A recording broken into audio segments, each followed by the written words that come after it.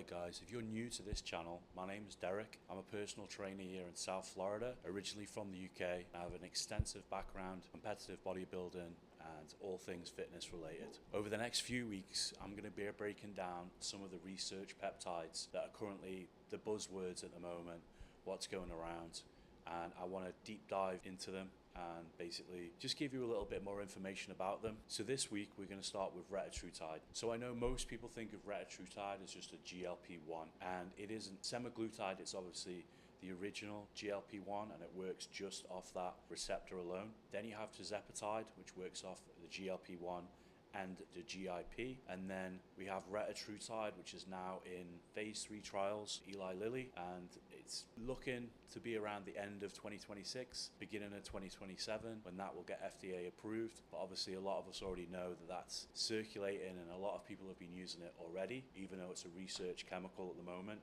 and that's via the compound pharmacies and things like that. So once we've cleared that up, I'm going to break down now what Retatrutide does and why it's so fantastic for weight loss, specifically compared to the other two. So Retatrutide, unlike the other two, Ozempic and tirzepatide, Reta is going to hit the GLP, the GIP receptor, and it also has another mechanism called glucagon. And that third pathway, glucagon, is why it looks so interesting and so powerful when it comes to weight loss.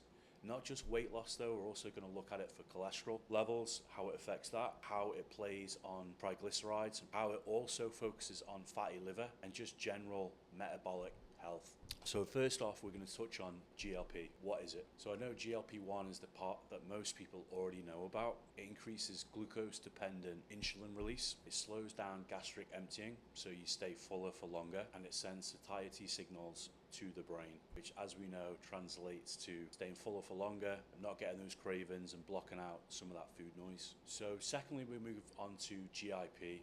So GIP is probably the one that's most misunderstood. People thought that activating GIP caused you to store fat, but what we've seen is when you pair the GIP with the GLP-1 receptor, it actually seems to increase insulin secretion. It may also improve how adipose tissue handles fuel, and it seems to amplify weight loss. Now thirdly, moving on to the exciting one, which is glucagon.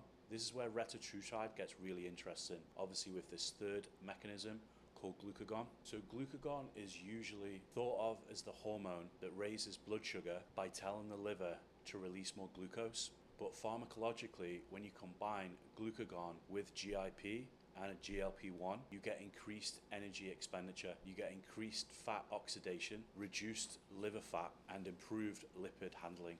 So why does glucagon matter? For example, fatty liver. So fatty liver is basically just like an energy traffic jam. Too much fuel comes into the liver, calories, fructose, alcohol, insulin resistance, excess fatty acids. So glucagon pushes the liver in the opposite direction. It signals to mobilize fuel, oxidize fat, and increase energy output. So instead of the liver being a storage locker, it becomes more metabolically active again. So why on Retatrutide are we seeing people's triglycerides come down in their blood work? Triglycerides are basically just packaged fat and energy. When someone is insulin resistant, the liver overproduces VLDL particles, which carry triglycerides through the blood. That's why fatty liver, high triglycerides, low HDL, and abdominal obesity often travel together. Retatrutide may improve triglycerides through multiple angles: less calories, less visceral fat, better insulin sensitivity, reduced liver fat, and potentially more hepatic fat oxidation,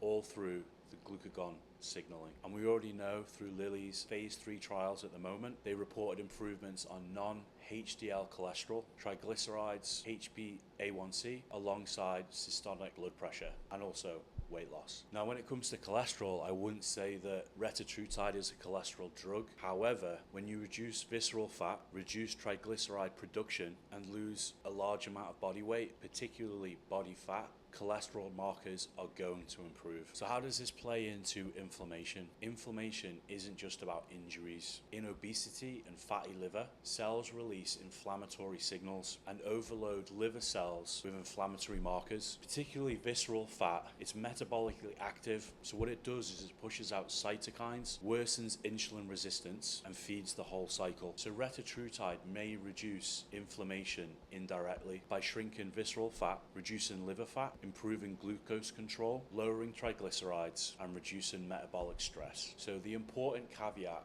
with everything is this isn't a miracle drug. And you have to remember that although people are using it at the moment, retatrutide isn't FDA approved. Long-term safety hasn't yet been established and it's still being studied. But the reason retatrutide is so exciting isn't just appetite suppression like the other two drugs we just talked about. It's the whole combination: GLP-1, lowering food noise; GIP, supporting insulin and metabolic functioning; and 3, glucagon, that may increase fat oxidation and energy expenditure. So that's why this drug, I can already see it's going to be a major player in the weight loss world, but not just in obesity, but also when it comes to fatty liver disease, triglycerides, cholesterol, and inflammation. This content is for educational purposes only and is not medical advice. Always consult a qualified healthcare professional before starting any peptide, supplement, or treatment protocol.